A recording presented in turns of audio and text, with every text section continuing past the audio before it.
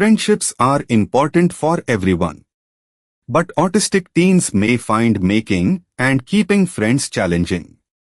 Social cues, understanding unwritten rules, and handling emotions can sometimes feel confusing.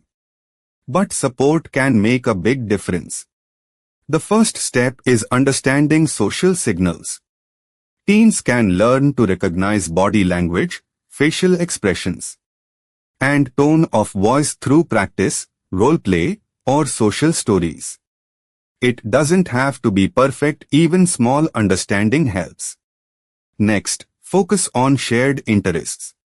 Finding peers who enjoy similar hobbies, like gaming, art, music, or sports, gives teens a natural reason to connect and start conversations. Teaching conversation skills is also helpful.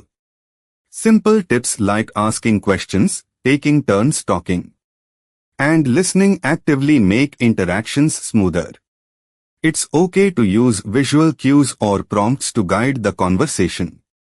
Another important part is managing conflicts.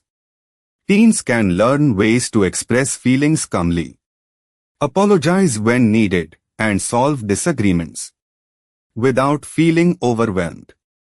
Finally, encourage safe practice and exposure.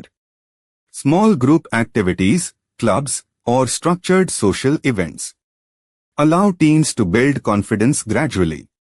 Celebrate successes, no matter how small. Every positive interaction strengthens social skills.